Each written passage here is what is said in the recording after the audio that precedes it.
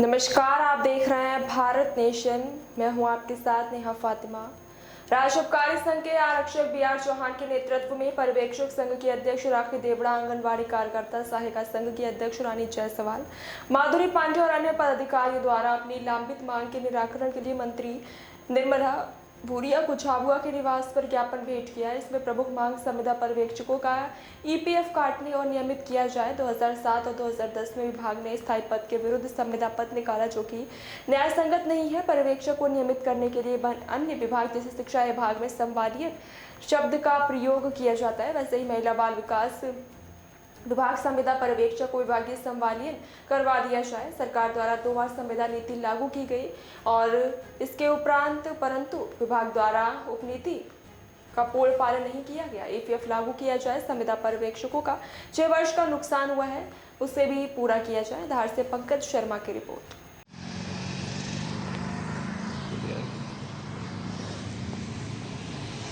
आज आप लोगों ने महिला एवं बाल विकास मंत्री महोदया को ज्ञापन भेंट किया है, उसमें क्या डिमांड थी आपकी और मंत्री महोदया ने आपको क्या आश्वासन दिया, बताएंगे?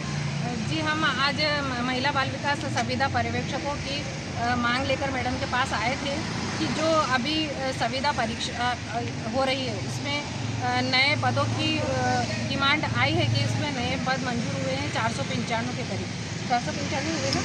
तो 495 जो नए पद हैं, उन पर जो संविदा पर्यवेक्षक हमारी 2007 और 2010 में व्यापम परीक्षा पास करके आई थी, जो कि स्थायी पद के विरुद्ध एक परीक्षा थी, वो 2 बार हम वो महिलाएं परीक्षा दे चुकी है।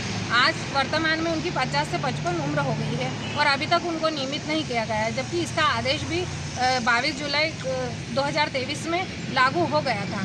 उसके बाद भी उन संविदा पर्यवेक्षकों को नियमित नहीं किया गया और वापस से परीक्षा निकालकर उनसे परीक्षा ली जा रही है, जो कि सरासर उनके साथ अन्याय है।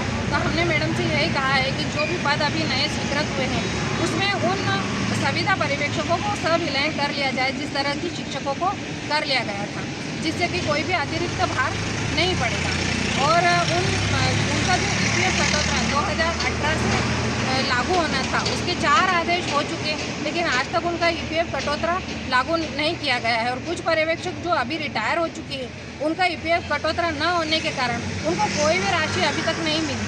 तो जब हम आंगनवाड़ी कार्यकर्ता को सेवानिवृत्त करते हैं तो 1 लाख रुपए दे सकते हैं, तो वो संविदा पर्यवेक्षक इतने सालों से सेवा कर रही है, तो उनको कोई भी राशि क्यों न मिले।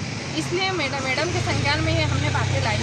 और जो नियमित पर्यवेक्षक है, उनकी नियमित पर्यवेक्षकों की ग्रेड पे 2400 है, जबकि 7 के समकक्ष सब इंस्पेक्टर आज उस ग्रेड पे से कहाँ तक पहुँच गए, और लेकिन उनकी ग्रेड पे 2400 ही है। तो हमारी ग्रेड पे 2400 से 3600 कर दी जाए और हमारी पदोन्नति की जाए, क्योंकि कई पर्यवेक्षक तो इसी पद पर रिटायर भी हो चुकी हैं। 34 साल हो गए, लेकिन उनकी कोई पदोन्नति नहीं हुई है। और जो परियोजना समन्वयक का पद था, वो पद हटा दिया गया और सांख्यिकी अधिकारी के पद पर अभी तक तो नियुक्तियाँ नहीं हुई थी, लेकिन अन्य परीक्षाएं पास करके जो लोग आ रहे हैं, वो हमारे विभाग में सांख्यिकी अधिकारी बन रहे हैं। लेकिन पर्यवेक्षक जो कि इकोनॉमिक्स में BA है, पोस्ट ग्रेजुएट है, लेकिन उनको उस पद पर पदोन्नति नहीं दी जा रही है। तो ये भी हम नियमित पर्यवेक्षकों के साथ में अन्याय हो रहा है।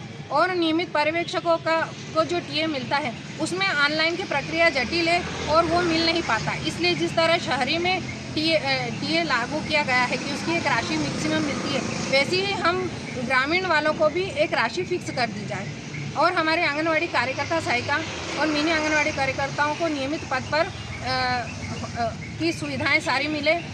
बस यही डिमांड हमने मैडम को बोली है। तो मैडम ने कहा है कि वो संविदा पर्यवेक्षकों के लिए ज़रूर कुछ करेगी और हमारी सारी डिमांडें पूर्ण करेगी। मैं राखी देवड़ा, मध्य प्रदेश राज्य कर्मचारी प्रदेश अध्यक्ष।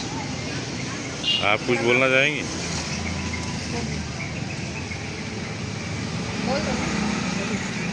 काटना पड़ेगा इसको। सेव कर, हो गया? नहीं, कर लेना। सेव करो।